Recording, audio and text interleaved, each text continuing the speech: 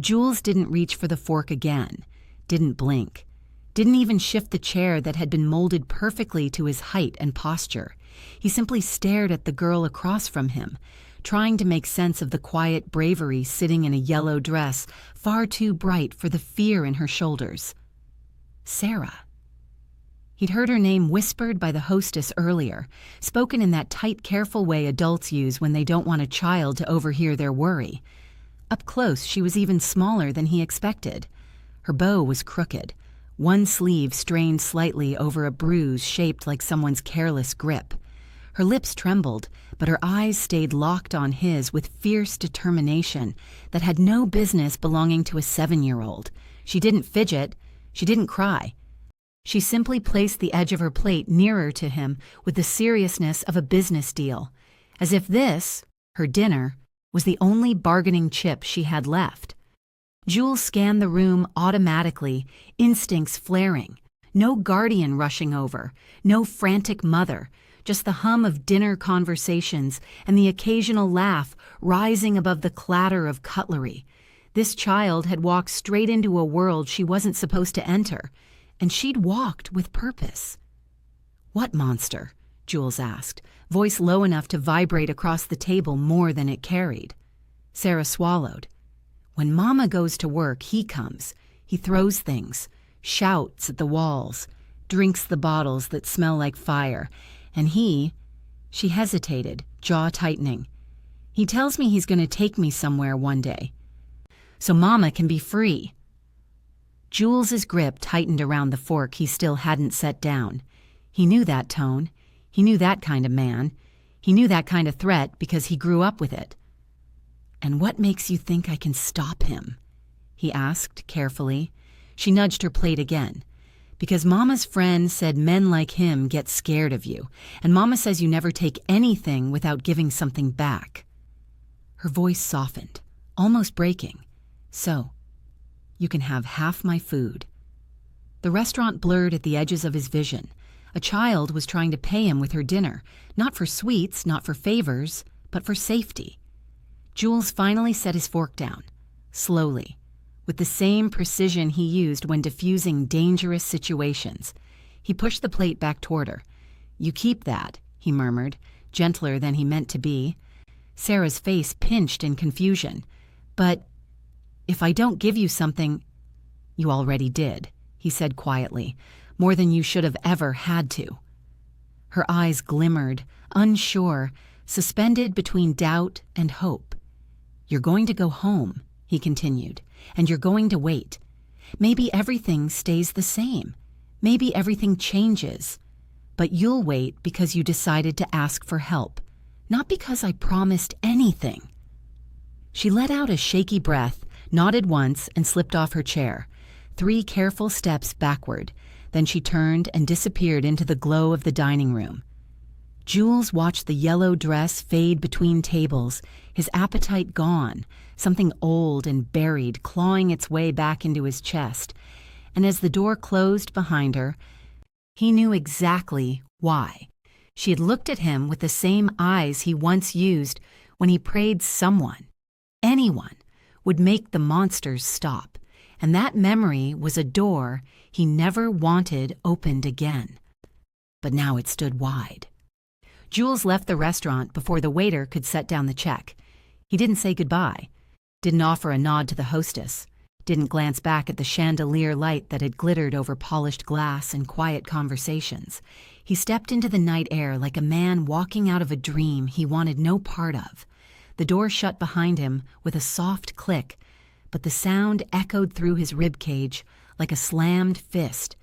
For a long moment, he just stood on the sidewalk, hands curled inside his coat pockets, staring at nothing. The image refused to leave him. A yellow dress, a crooked red bow. A bruise no one asked about, a small plate in her hands like a sacred offering. "If I share my food with you, will you chase the monster in my house away?" He had heard gunshots, screams, bargains made in alleys, threats whispered into darkness. None had hit him like that single sentence, not even close. The night breeze carried the scent of rain and exhaust, but beneath it, He could still smell the faint trace of butter and herbs from her untouched plate. The memory felt obscene, food and innocence in the same breath as fear. He exhaled slowly, chest tight. He needed distance from that restaurant, from those eyes, from himself. So he walked, down the block, around the corner, through the dim streets where his name was both shield and warning. Neon signs flickered above shuttered stores. A stray cat darted into an alley. The city felt quieter than usual, as if it too was listening for the echo of a little girl's plea. Jules didn't notice when his steps guided him farther than he intended. He only stopped walking when he found himself at the waterfront. Dark waves slapped the pier, street lamps hummed. A ferry horn groaned somewhere across the bay. He gripped the railing and let his head drop forward. He didn't want to remember. But memory was cruel. It never asked permission. And tonight it came for him. A flash back to 6 years old. A different girl in yellow, a different room, a different set of monsters. He was crouched inside the hallway closet, knees pulled to his chest. The door was cracked open just enough that he could watch shapes move beyond it. His father's voice bellowed, slurred. Something shattered. Plate, maybe. Or bottle. His mother's voice rose in soft, pleading tones, trying to soothe, trying to survive. He counted breaths. He always counted. If he reached 100 before the yelling turned into hitting, then maybe it wouldn't be so bad. But the night monsters rarely obeyed numbers. The closet smelled like old shoes and detergent. He pressed a trembling hand against the floorboards. The vibrations told him everything, the anger stomping closer, the danger swelling. He didn't cry anymore. Crying brought attention. Attention brought punishment. So he just counted. 26, 27, 28. Footsteps thundered past the closet. 29. A crash. His mother's gasp. A strike. 30. He pressed both palms over his ears. The memory ended the way it always did. With silence. The kind that wasn't peace. Only the aftermath. Back to the present, Jules lifted his head from the railing, jaw clenched so tightly a muscle ticked in his cheek. He'd built an empire to ensure he would never again be powerless. He'd carved discipline, danger, and control into every step of his life. But tonight, a child's whisper had ripped open a door he'd bricked over decades ago. He straightened abruptly and pulled out his phone. One contact, one call. Tony answered on the second ring. Always the second, never impatient, never slow. Boss. Find everything, Jules said, each word clipped, precise. About the woman whose daughter bribed strangers with pasta. There was a short pause, the kind Tony never allowed unless he was surprised. Understood. No delays. Already moving. The line clicked off. Jules didn't say Sarah's name. Didn't want to hear it aloud. Not yet. He shoved the phone back into his pocket and stared at the dark water for a few more minutes, forcing his mind into stillness. But Sarah's face stayed with him, small, solemn, impossibly brave. By the time he finally left the pier and returned to his car, he knew sleep would not visit him that night. His penthouse apartment was usually a sanctuary, quiet, orderly, fortified behind coated locks and bulletproof glass. Tonight, it felt too large, too silent, too exposed. He didn't turn on the lights. He dropped his coat on the sofa.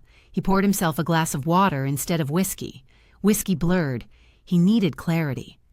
He sat in the dark, elbows on his knees, staring at his reflection in the black window.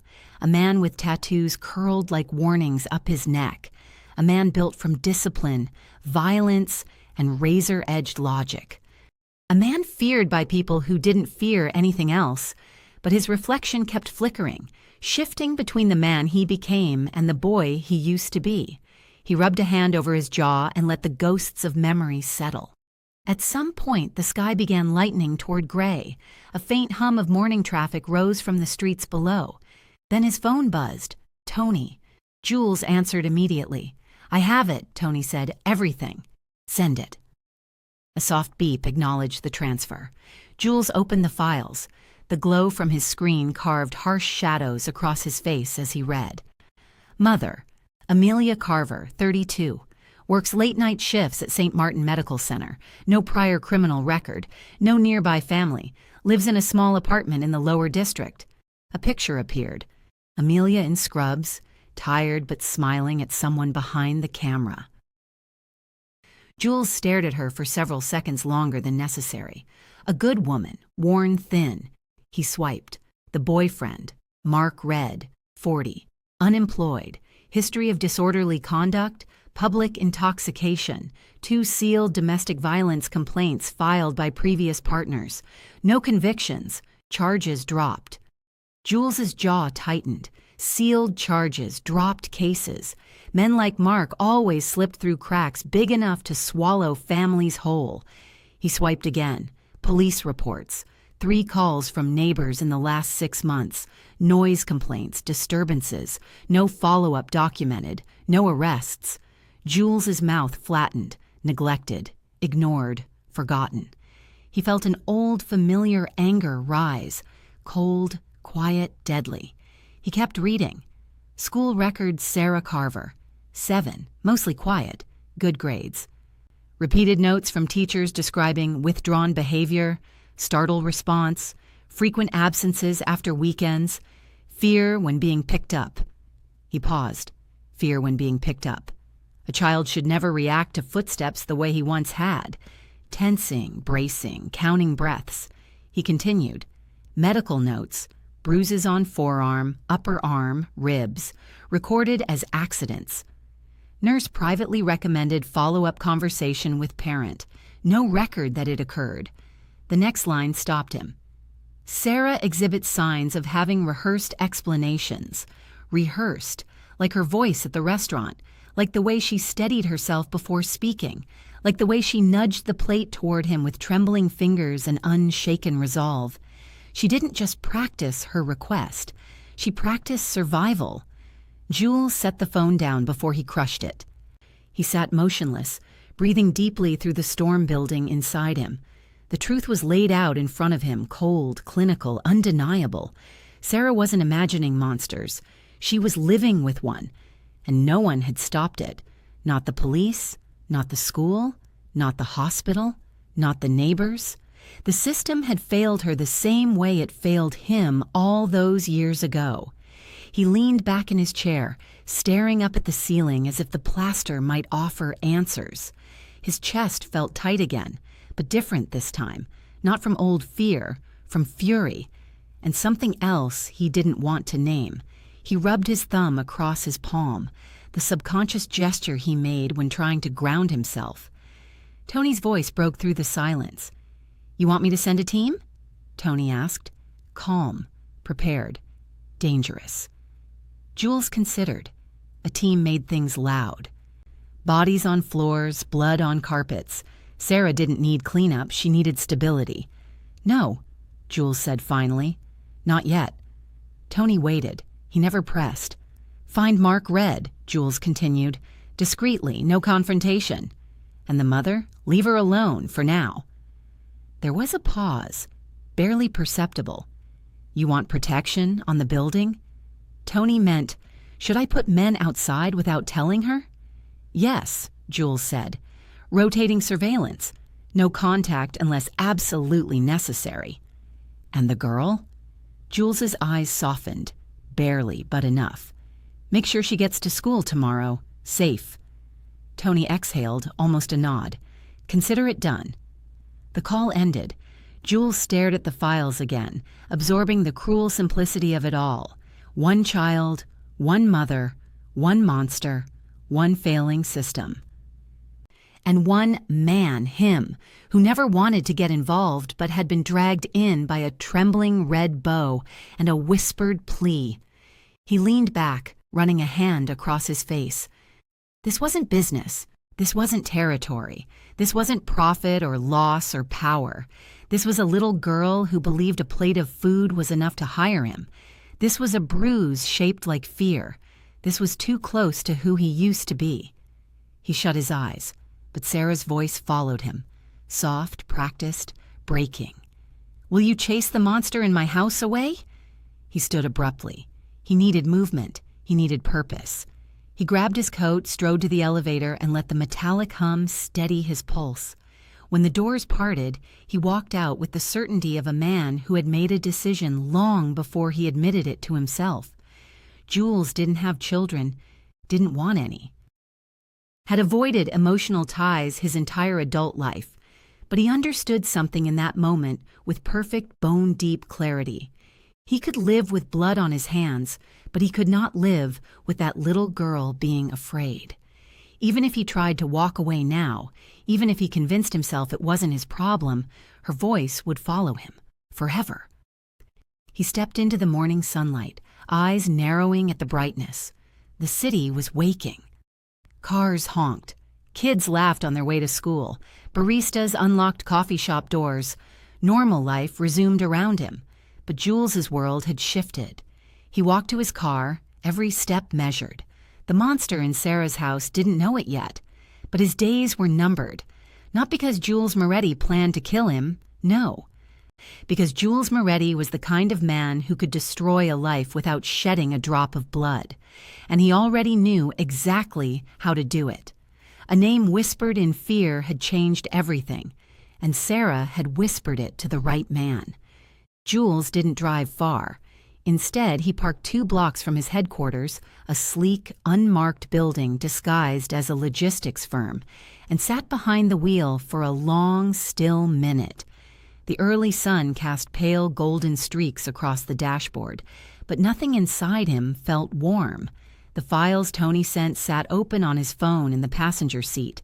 Every new detail scraped against raw nerves he thought he no longer had. Sarah's bruises, Amelia's exhaustion, Mark Red's history of chaos, violence, and entitlement. With each line, Jules felt something dark, low in his stomach, something he hadn't felt in years. Not rage, not hatred, something colder. He leaned back, throat tight, and stared through the windshield as if the glass itself could steady him. Killing Mark would have been easy. So easy, it was almost insulting.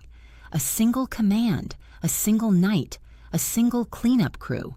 But death wasn't protection. Death was a trap door. Monsters didn't always die cleanly. Sometimes their ghosts lingered, infecting the lives they once controlled. Sarah didn't need a ghost. She needed peace. He reached for the phone again, scrolling over the photo Tony had found of Mark.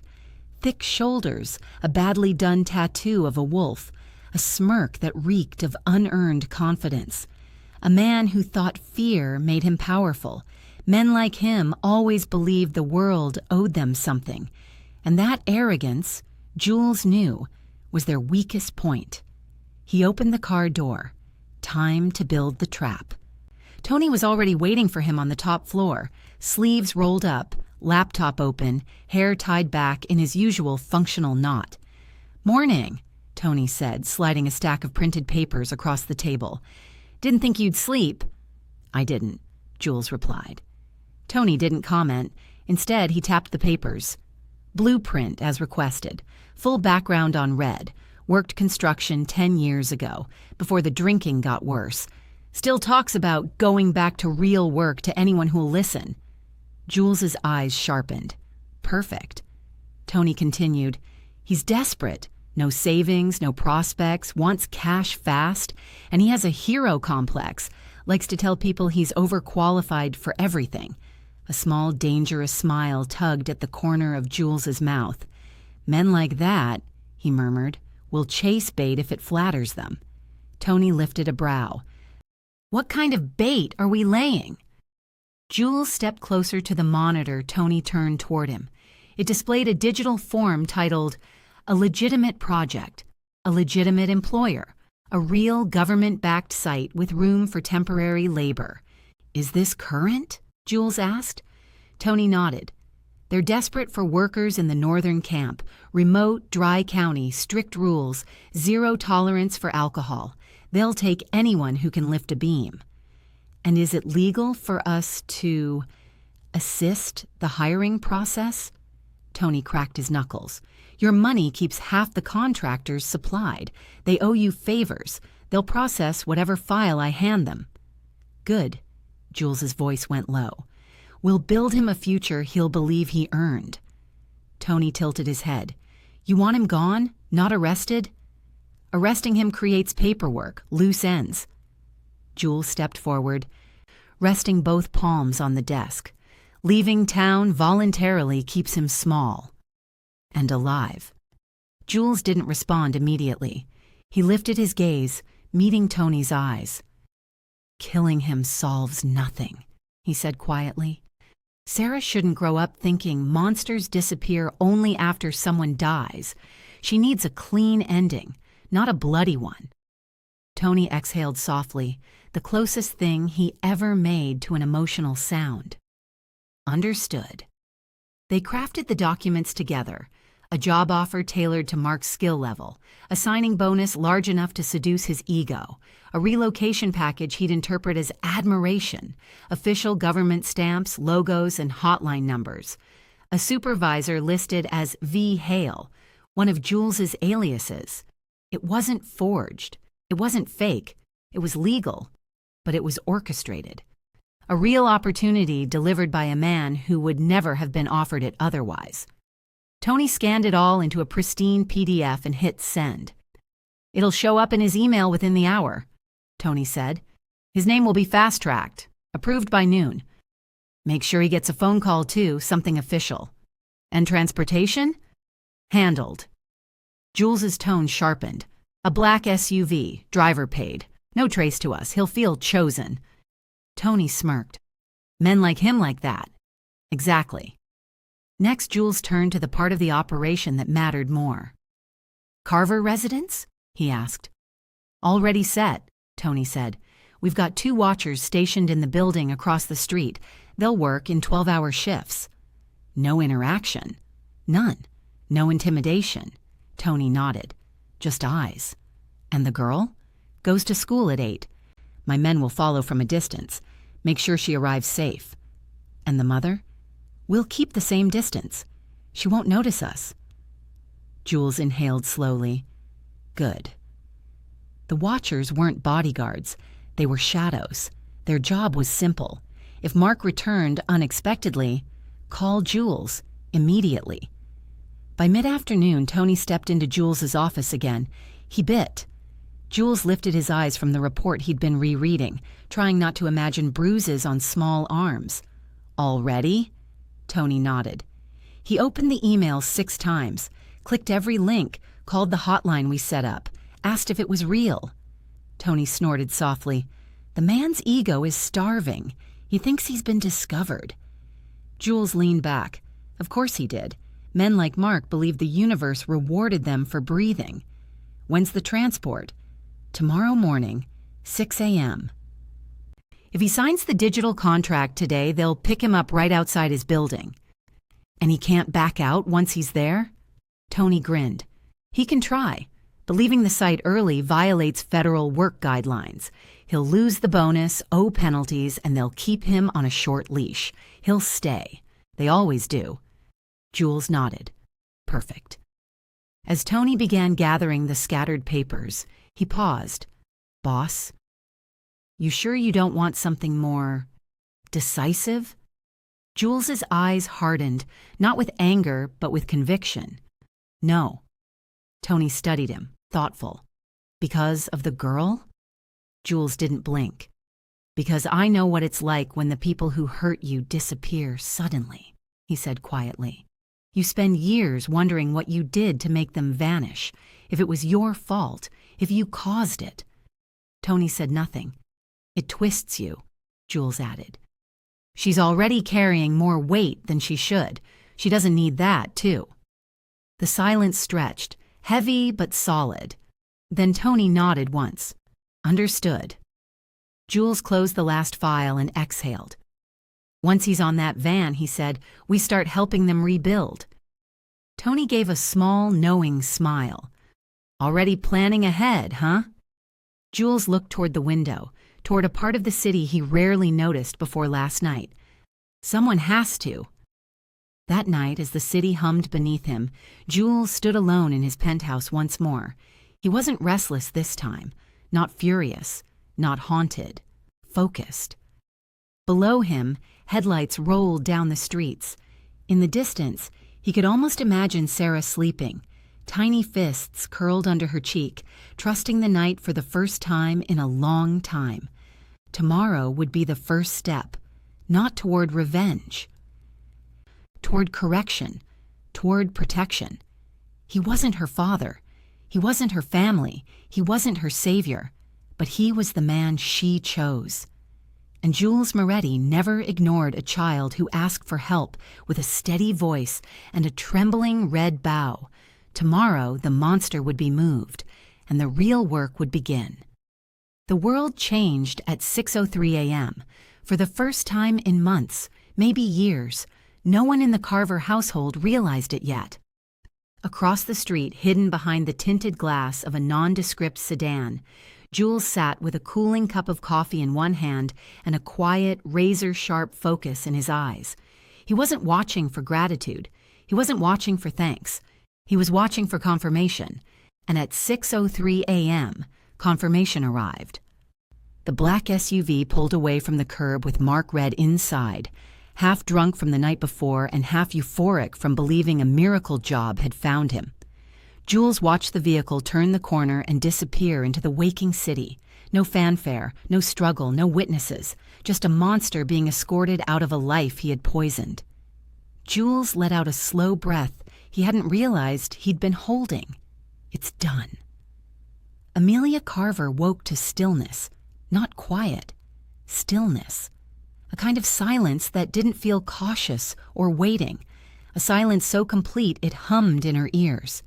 She lay in bed for a moment, blinking at the ceiling, trying to understand what felt off. It wasn't until she swung her legs over the side of the mattress and her feet touched the floor that she realized it. There was no broken glass, no slurred yelling, no heavy boots stomping from room to room, no crash of a bottle rolling under the fridge, nothing. The apartment felt empty. Her heart stuttered, not with relief, with fear. Silence, in her experience, always meant the storm was gathering strength elsewhere. She moved down the hallway with careful steps, her robe tied tight around her waist. The kitchen was untouched, counters clean, chairs still in their place. The living room lights were off, the TV silent. She checked the front door. Locked. Deadbolt still engaged. No sign of forced entry, no sign of exit. Her breath hitched. He didn't come home last night? That had happened before, but with consequences. He always returned angry about something, always slammed open the door with new accusations, new threats, new punishments the walls remembered long after he sobered. But today? Nothing. Amelia gripped the door frame with trembling fingers. What is happening? A soft yawn echoed behind her. Sarah patted down the hallway in her pink pajama pants, rubbing her eyes with the back of one hand. Her hair was frizzy with sleep, her cheeks warm from dreams she never fully escaped. "Morning, Mama," she mumbled. Amelia tried to smile, but her voice cracked. "Morning, baby." Sarah stopped halfway to her, head tilting slightly. Her eyes narrowed, not in suspicion, but in instinct. Children like her sense danger the way other kids sensed rain. She turned slowly toward the living room, toward the kitchen, toward the empty hallway where no footsteps thundered. "Mama." "Yes, love." "Why is it quiet?" Amelia swallowed hard. I don't know." Sarah stepped closer.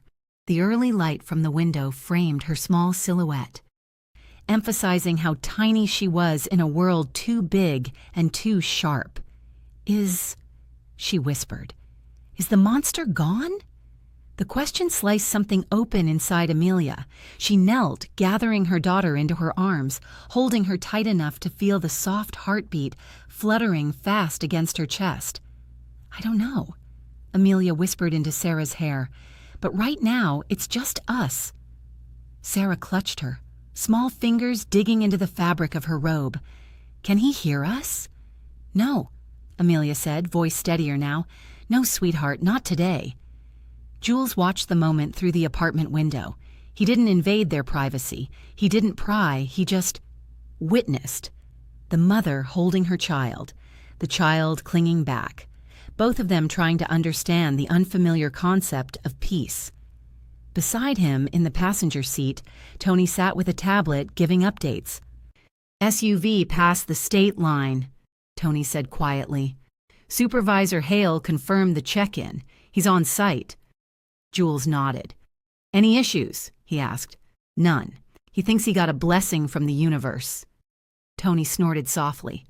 The man even bragged to the driver about finally being recognized. Jules shook his head in silent disbelief. Men like Mark were predictable, ego-driven, self-important, blind to their own insignificance, perfect targets. Tony continued. "He'll be busy for the next 12 hours straight. Mandatory orientation, breathalyzer check, then straight to assignment. No alcohol allowed on site. They'll keep watch on him."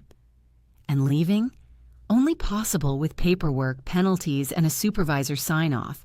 He won't try. He thinks this is his big break. Jules leaned back. Good. That was the point.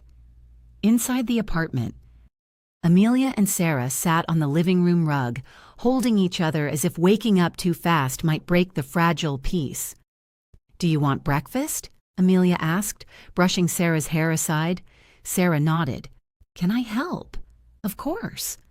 They moved into the kitchen together. Small motions, small sounds, the clink of a cereal bowl, the soft pour of milk, the scrape of a chair.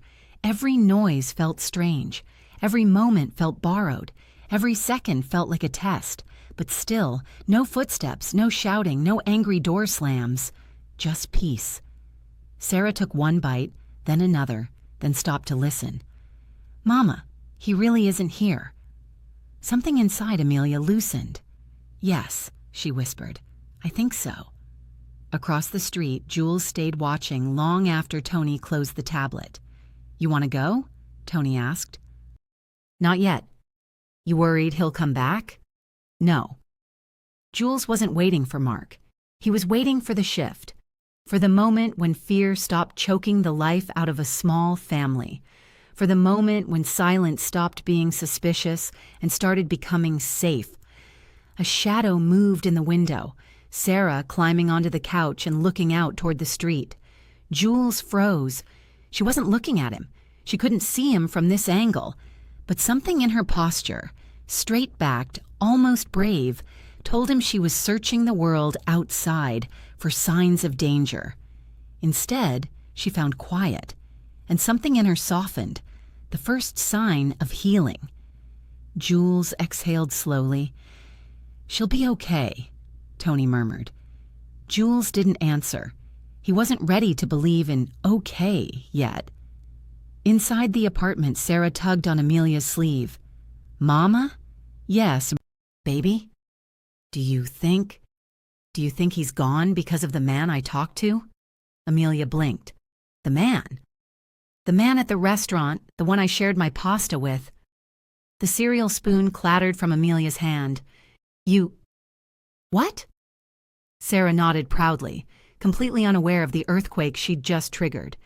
"He said monsters get scared of him." Amelia stared at her daughter, breath caught somewhere between fear and disbelief. "What do you mean he said that?" Sarah swung her legs idly. "I asked him for help, and I think he did." Amelia's heart pounded. Who was this man? What had Sarah done? What kind of help was she talking about? She stood up too fast, gripping the edge of the counter to steady herself. "Sarah, what exactly did you tell him?" But before the girl could answer, a soft knock came from the front door. Amelia froze. Sarah froze. The whole world froze. But it wasn't the monster. When Amelia opened the door, she found only a white envelope on the ground. No name, no address, only one word on the front. Protected. Across the street, Jules watched Amelia pick it up. He didn't smile. He didn't expect gratitude. He just needed her to know. The silence wasn't an accident. It was a promise. And it was only the beginning. Amelia closed the door with the white envelope still trembling in her hand. Protected. J. The letters were clean, neat, deliberate. Not a threat, not a demand, a promise. But promises were dangerous things. "Mama, what does it say?" Sarah whispered from behind her, wide-eyed and clutching her stuffed bear so tightly it seemed strained. Amelia swallowed. It says we're protected." Sarah exhaled, a tiny breath. But one Amelia felt ripple through her entire chest. "Is it from the man?" Sarah asked softly. Amelia stared at the envelope again. She didn't know who the man was, but a part of her, the part that survived years of fear, knew one thing. Someone was watching over them, and they weren't watching from the shadows to hurt them. For the first time in years, that realization didn't terrify her. It steadied her. It happened 3 days later. Amelia logged into her utility account to pay her overdue electricity bill, bracing for the red notifications and threats of shutoff. But the balance was at zero. Not just paid ahead. For the next 3 months. She stared at the screen, blinking. "This isn't possible," she whispered. Sarah leaned over her shoulder. "Mama, is it magic?" Amelia wanted to say no. Wanted to say things like, this didn't happen to people like them. But the truth was simple. Someone was cleaning the debris Mark left behind.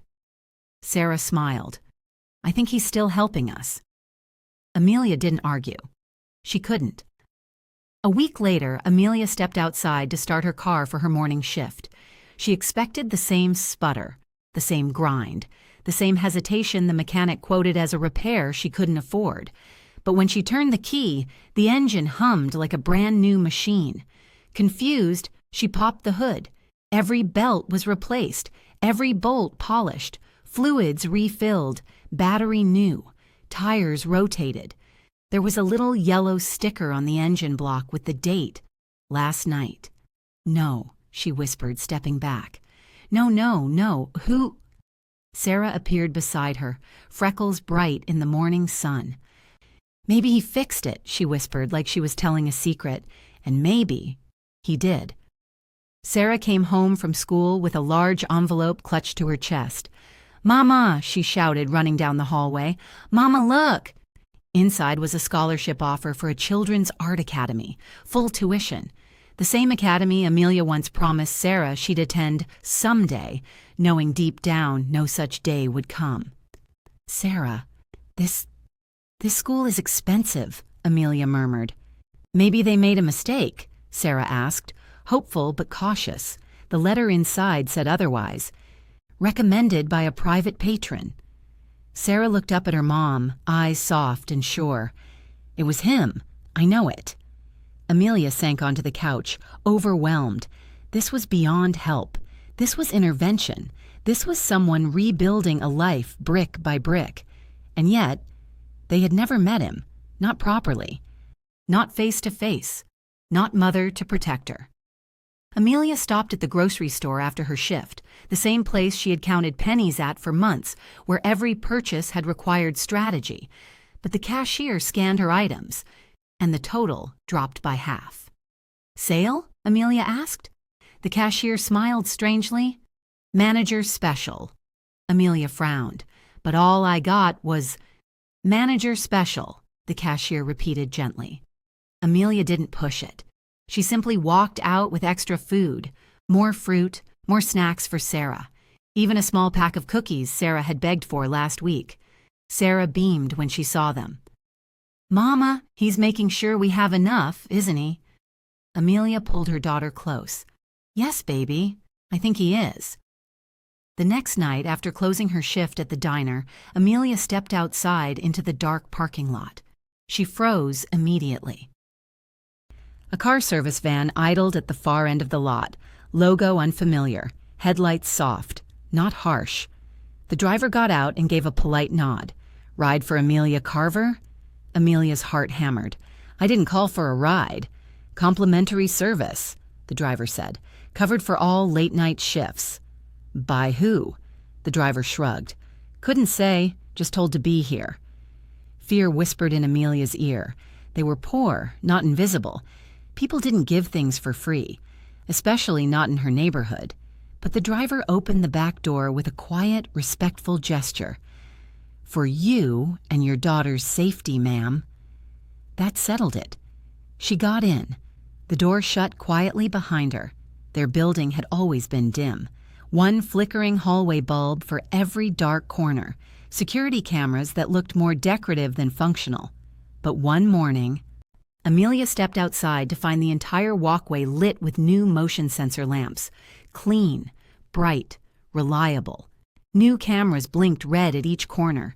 Sarah squealed when she saw them. "Mama, they're watching the monsters!" Amelia couldn't help but laugh, even as a chill ran down her spine. Someone was transforming their entire world, not violently, not loudly, but thoroughly. Mrs. Dorsey, the elderly neighbor across the hall, had always been polite but distant. The type of woman who stayed behind her door and pretended not to see bruises or hear shouting. But that changed. One evening, when Amelia struggled with groceries, Mrs. Dorsey stepped out quickly. "Let me help you," she said. Amelia blinked.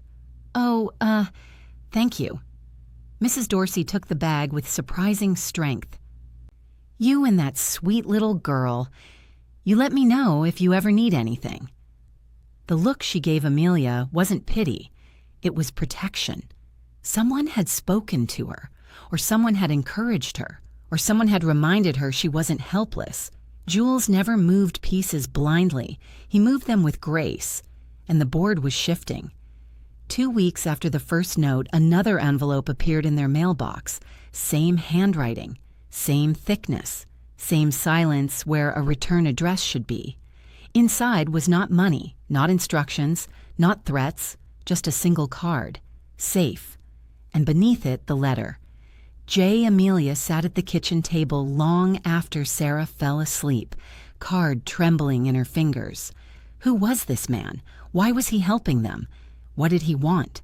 What had Sarah said to him that changed everything? She didn't know. But she knew one thing with a certainty strong enough to steady her whole body. Someone powerful was ensuring quiet stayed quiet. Peacetime wasn't an accident. It was engineered. Across the street, Jules leaned against the hood of his unmarked car, arms folded, gaze fixed on their window. He wasn't looking for trouble. He was measuring peace. One night, Sarah tugged aside the curtain and looked out. She didn't see him, but she smiled. Jules closed his eyes for a moment. The monster was gone, but he wasn't done. Not until he knew the quiet would last. For them. For her. The diner hummed with the usual morning clatter.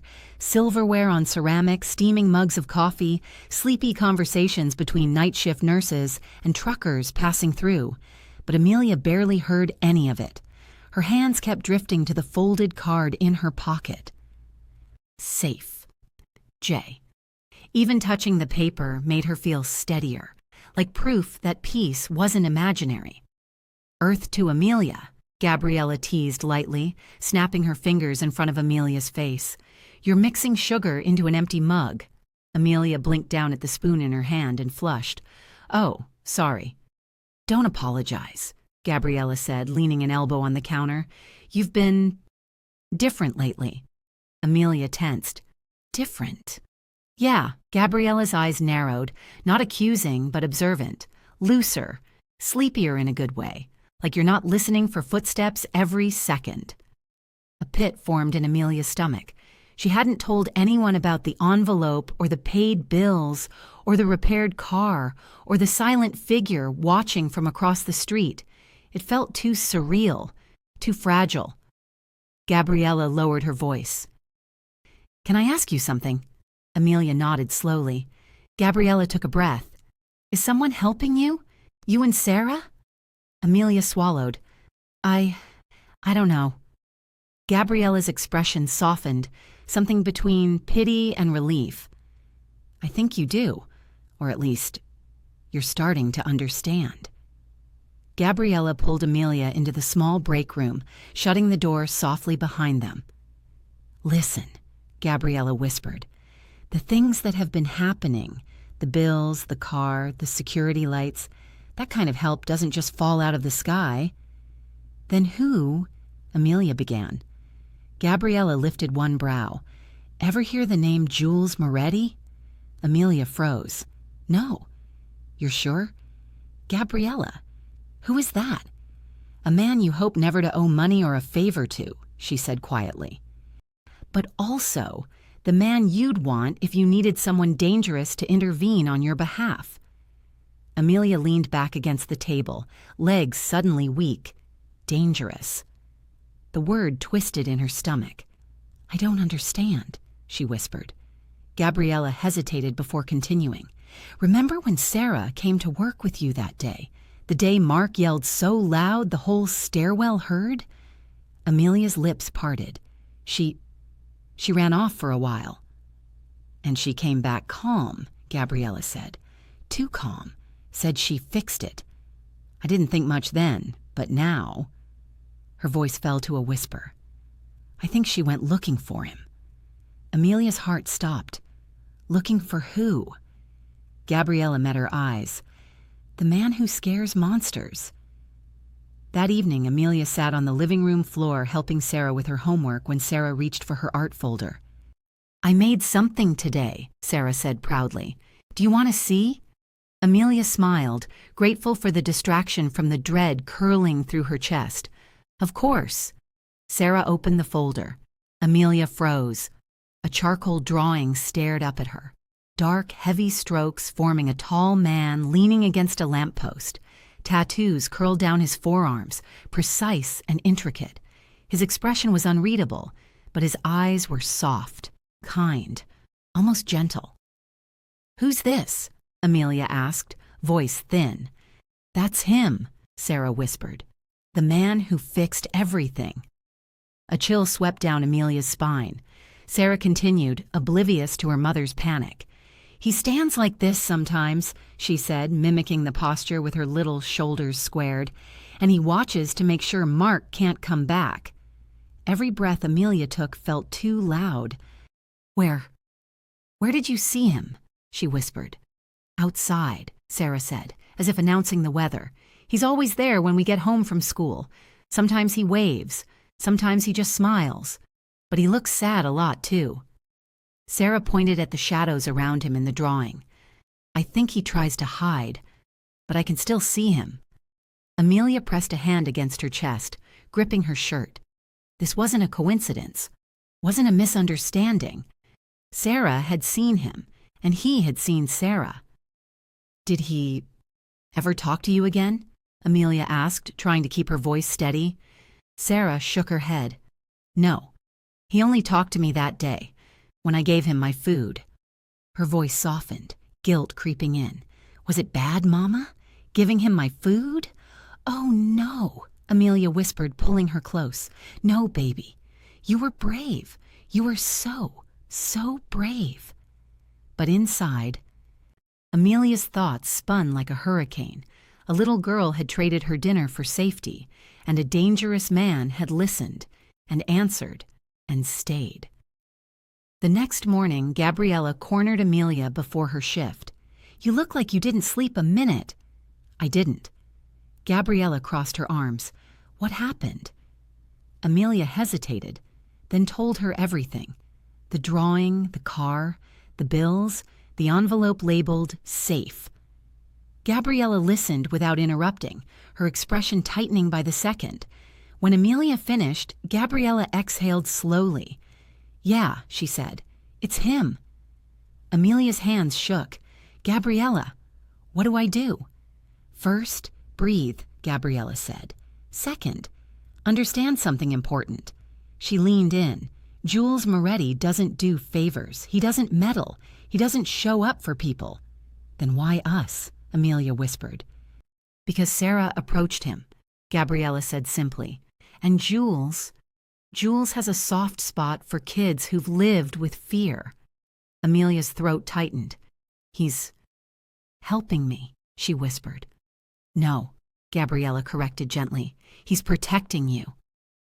The weight of that word nearly brought Amelia to tears. "But he's dangerous," she said weakly. Gabriella didn't deny it.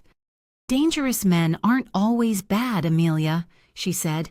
"Sometimes they're just sharp, and they choose who they cut." She shrugged, though her eyes were serious. "And Sarah picked the one man in this city who can make monsters disappear." Later that night, after Sarah fell asleep, Amelia stepped onto the small balcony of their apartment. A soft evening breeze carried the smell of jasmine and distant street food. She looked across the street out of sheer instinct and froze. He was there, leaning casually against a black car, arms crossed, head down as if lost in thought. Yet his posture radiated awareness. He fit the drawing perfectly. The tattoos, the broad frame, the stillness. But what she saw most clearly, what pierced her more deeply than any threat, was the quiet sadness Gabriella spoke of, the kind of grief carried by someone who knew monsters intimately. Amelia gripped the railing, breath shaky. She still didn't know his name, but she saw him, and more terrifyingly, he saw her. Their eyes locked, just for a second, just long enough. Jules blinked once, a slow, respectful acknowledgement. Then he stepped into his car and drove away, leaving Amelia trembling on the balcony, leaving her with the undeniable truth. Gabriella was right. Someone dangerous, but good, was watching over them, and destiny, whether she was ready or not, was already pulling them toward the next step, the meeting, the reckoning, the truth. 2 months passed, 2 months of quiet evenings, 2 months of unbroken sleep, 2 months of the strange, invisible protection that wrapped itself around Amelia and Sarah like a second skin. The neighborhood still whispered about Mark's sudden disappearance, but no one questioned it too loudly. Abuse leaves a stain on walls long after the shouting stops, and their building seemed grateful for the silence. Amelia kept moving through her routines, work, home, school runs, late shifts, early mornings, trying to pretend that her life had become ordinary again. But nothing about this piece felt ordinary. It felt engineered, intentional, placed around her like carefully arranged stepping stones. And somewhere in the spaces between each step, he was still there, watching, ensuring, protecting. She hadn't seen him again since that night on the balcony, but the feeling of him lingered, like the shadow of a presence she could never quite catch. Amelia was wiping down a counter during her lunch break when Gabriella appeared beside her with a puzzled look. "Someone left this at the front desk," she said, holding a thick cream-colored envelope. "No name except yours." Amelia dried her hands and took it, her heart thudding. The stationery was too expensive, the handwriting too precise, the seal embossed with a subtle letter. Her breath snagged in her throat. She didn't open it immediately. She walked slowly to the back room, shut the door, and leaned against it for a moment, staring down at the envelope in trembling hands. Finally, she slid her finger beneath the seal. A single card slipped out, printed in ink darker than midnight. "Dinner, Thursday, 7:30 p.m., La Fontaine." The table in the corner, and beneath it, a flourish of 3 small initials, J.M. Her pulse stuttered. The restaurant, the table. The moment Sarah offered her food to a stranger who wasn't a stranger anymore. It wasn't a request, but it wasn't a command either. It was something in between. A summons from a man who didn't do ordinary words. A reckoning. She sank into a chair, pressing a hand over her mouth. "Holy," Gabriella whispered behind her. "Is that—" Amelia nodded. She didn't trust her voice. "You're going, right?" Gabriella asked, excitement and fear swirling in equal measure. "This might be your chance to understand everything." Amelia wanted to say no, wanted to claim she had work, or responsibilities, or an early shift. But deep down, she already knew the truth. She was going. That night, Amelia sat on the sofa staring at the invitation on the coffee table. Sarah was sprawled on the carpet drawing another picture, this one a sketch of a bear wearing a cape. "Who's that?" Amelia asked softly. "My protector bear," Sarah said proudly. "He looks like the man." "Sarah," Amelia whispered, heart tightening. "Sweetheart, there's something I need to tell you." Sarah looked up, eyes bright, waiting. "I got an invitation to meet him." Sarah gasped, not scared but excited. "Really? Mama, you have to go." Amelia hesitated. "It's not that simple." Sarah sat up straighter, her small face fierce with conviction. "Mama, he helped us. He fixed everything. You have to tell him thank you." Amelia swallowed hard. "I don't even know what he wants." "I do," Sarah said confidently. Amelia blinked. "What?" Sarah smiled. "He wants to make sure we're okay." The simplicity of that belief pierced right through Amelia's chest. Sarah leaned closer, voice softening. "Please go. For me." And that was that. Amelia brushed a hand over Sarah's hair. She couldn't refuse her daughter. Not when the child had walked into a restaurant alone months ago and changed all their lives. "I'll go," she whispered. Sarah beamed. "Wear the blue dress. It's your prettiest." Thursday came with a heavy sky and the promise of rain. Amelia stood in front of the mirror wearing her simple blue dress, the one Sarah insisted on. The fabric draped softly over her curves, modest but flattering. She pinned her hair back with a silver clip and applied the lightest touch of makeup. She'd never felt more vulnerable in her life. At precisely 7 she held Sarah's hand as they walked to La Fontaine. Sarah skipped beside her, humming softly, swinging her little legs with nervous excitement. "Mama, will he talk to me too?" "If he wants to," Amelia said gently. "Oh, he will," Sarah replied with childlike certainty. "He always listens." The restaurant's warm golden light spilled onto the sidewalk as they approached. Amelia's steps slowed. Inside, the maitre d' recognized her instantly, as if he'd been instructed to, and gestured toward the back corner without a word. Her heart hammered. Jules was already standing when she entered. He rose the moment he saw her, slow, respectful, deliberate, like he'd been waiting not minutes but months. His presence filled the dim corner space effortlessly. Dark suit, rolled sleeves revealing marked ink and coiled strength, eyes steady, unreadable, and yet not cold. When he spoke, his voice was barely above a murmur, but it carried like a promise. "You came." 3 simple words, but they shook something inside her. Amelia nodded, breath unsteady. "Of course I came." His gaze flicked to Sarah. "Hello, little one." Sarah didn't hesitate. She grinned and lifted her drawing folder. "I made more pictures."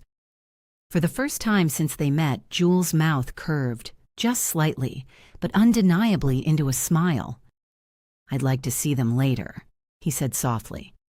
Sarah climbed into the seat beside him as if she had known him forever. Amelia stood frozen for a moment before finally taking the chair across from him, the same seat where Sarah had offered him her food, where everything had begun. A waiter approached, tentatively. "Mr. Moretti, shall I bring your usual?" "Not tonight," Jules said without looking away from Amelia. "We'll order together." She felt her pulse stutter. This man didn't extend symbolic gestures lightly. This wasn't a date. This was an intersection. 2 worlds crossing lines they never meant to touch.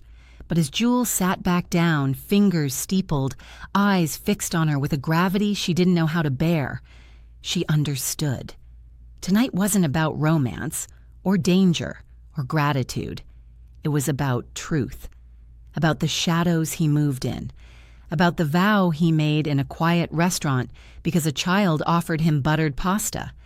About the protection he had given them, without expecting anything in return. Jules studied her for a long moment before speaking again. "This isn't a social call," he said quietly. "You know that." Amelia inhaled shakily.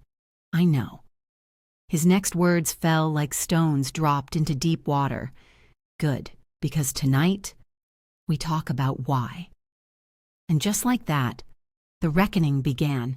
The waiter slipped away after pouring water into crystal glasses, but Jules didn't touch his. He didn't touch the menu either. His focus was entirely on the mother and child seated before him. Sarah swung her legs beneath the chair, humming softly as she spread her drawings across the table. Amelia's fingers tightened nervously in her lap. Finally, Jules broke the silence. "Ask," he murmured. Amelia swallowed, her voice trembling. "Did you help us?" Jules didn't flinch. He didn't pretend not to understand. He simply nodded once. "Yes." Her breath hitched. The next question came out softer, weaker, as though she feared the answer might shatter something inside her. "Why?"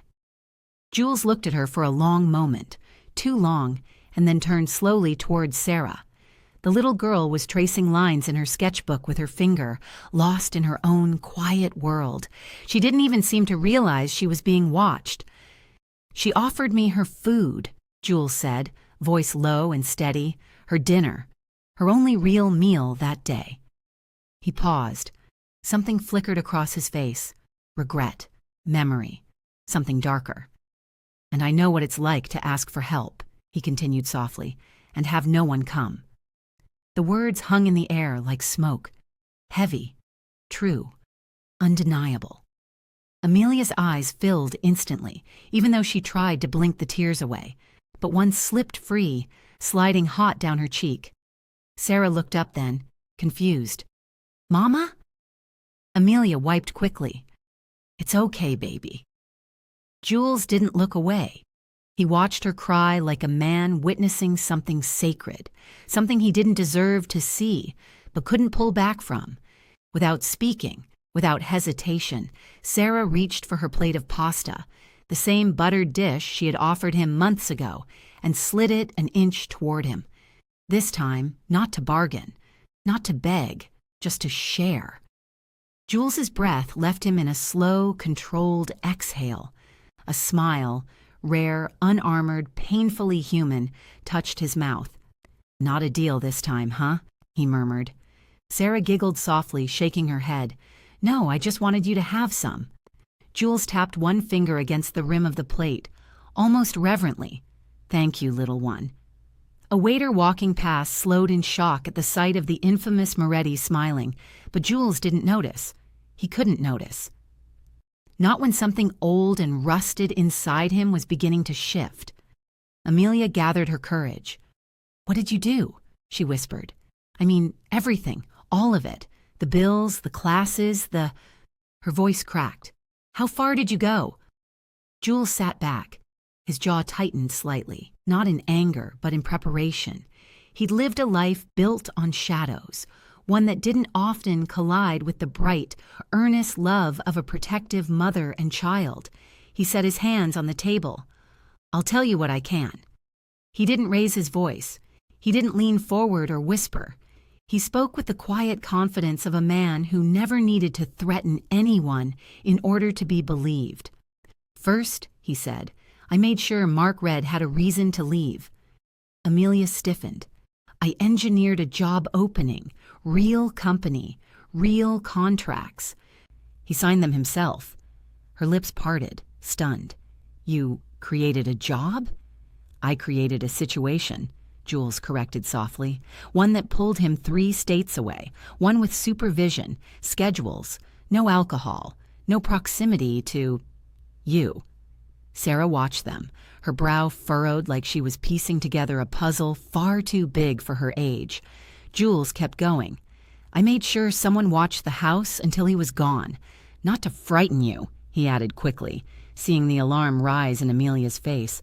"Just to ensure he left, and that he didn't come back." Amelia's voice trembled. "What about the bills?"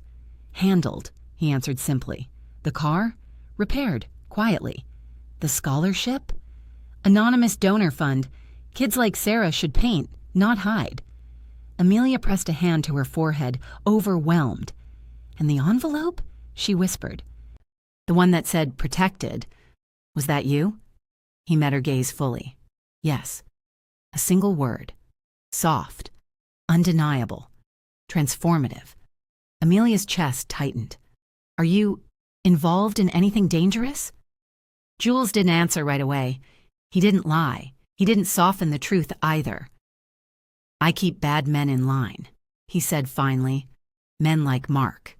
He paused. But I never bring that world near children, or the people I protect. The implication landed. Amelia inhaled sharply. Protect? She repeated. Jules, why us? This time, the answer didn't come immediately.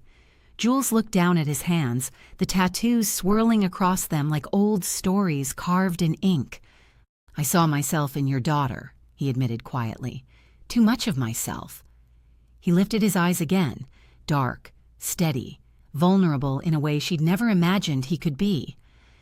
No child should carry that kind of fear, not if I can stop it. Amelia exhaled shakily. A tear fell onto the table. Another followed.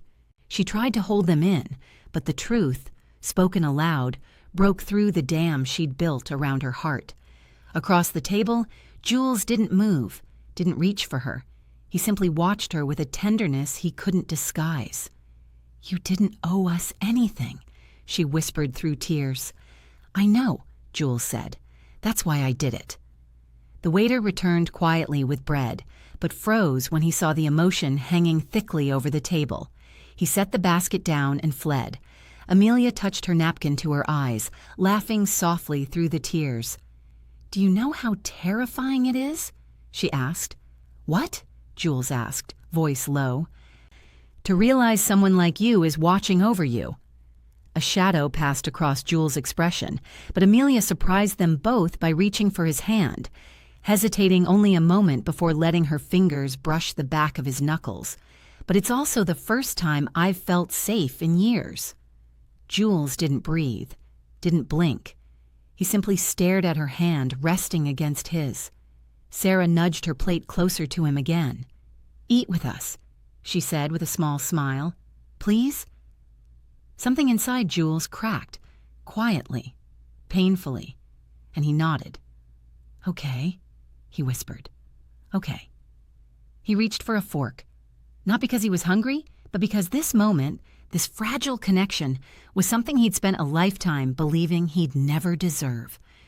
As he took his first bite, Sarah beamed. Amelia exhaled softly. And Jules realized something. This wasn't protection anymore. This wasn't guilt. This wasn't duty. This was the beginning of something he didn't have a name for. Something warm, something dangerous in a different way. Something that felt like a future.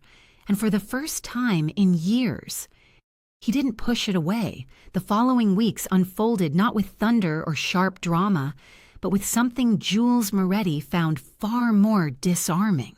Quiet. Real quiet. Not the kind that hid danger, not the kind that preceded violence, but the stillness of a life finally allowed to breathe. The first time Jules appeared at Sarah's school, he didn't step inside the building. He stood under an oak tree across the street, hands in his pockets, sunglasses shading the unmistakable intensity in his eyes. He watched children run out with backpacks bouncing behind them. He watched until he saw Sarah. She spotted him instantly, like she had a radar tuned specifically for him, and waved with both hands, her whole body bouncing with excitement. Jules lifted one hand in return. That was enough. He didn't want to disrupt her world. He simply wanted to be close enough to protect it. And he stayed, quietly, consistently, becoming a fixture in the shadows outside the school, at the park, at the bus stop. No one noticed the man who blended into the background like a guardian carved from smoke, but Sarah always noticed. It started with one meal a week, then two. Then Amelia found herself setting an extra plate without thinking.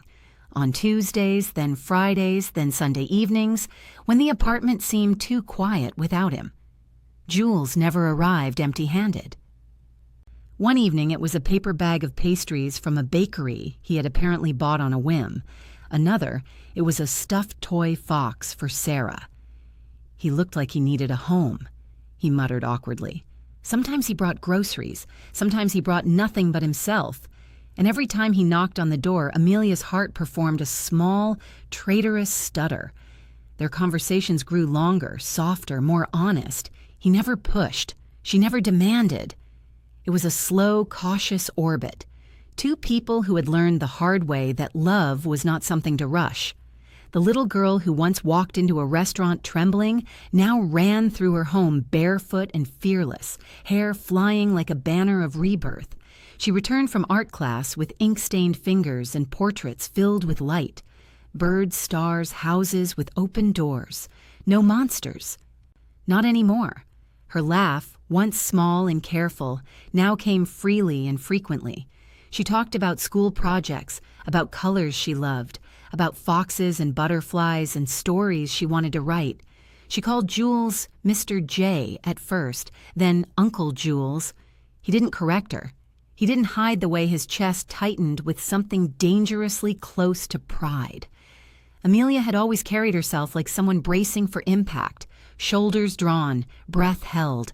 But one Sunday afternoon, Jules saw her smile, a real smile, soft, unburdened, painfully beautiful. He didn't know what to do with it.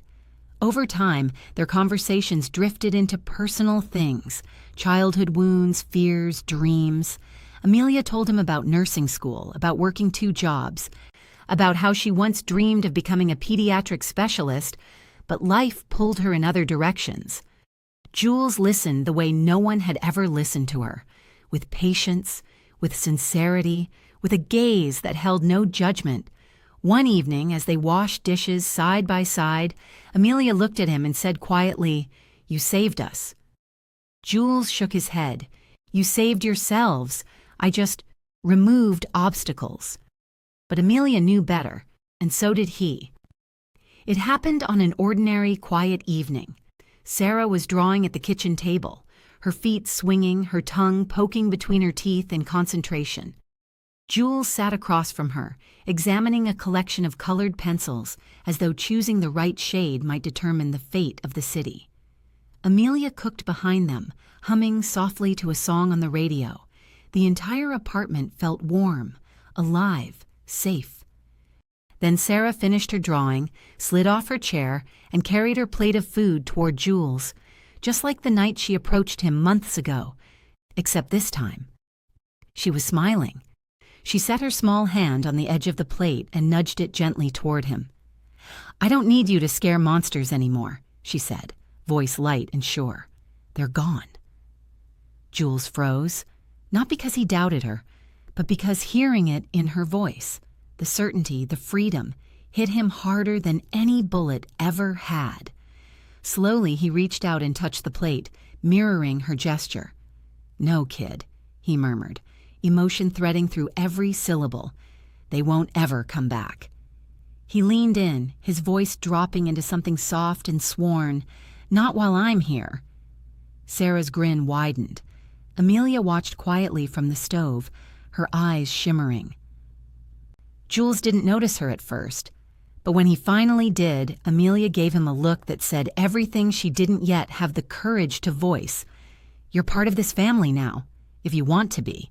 And for the first time in a lifetime full of shadows, Jules Moretti let himself believe it, let himself belong, let himself stay. If you enjoyed this story, drop a comment, let me know your favorite scene, and give this video a thumbs up to support more stories like this.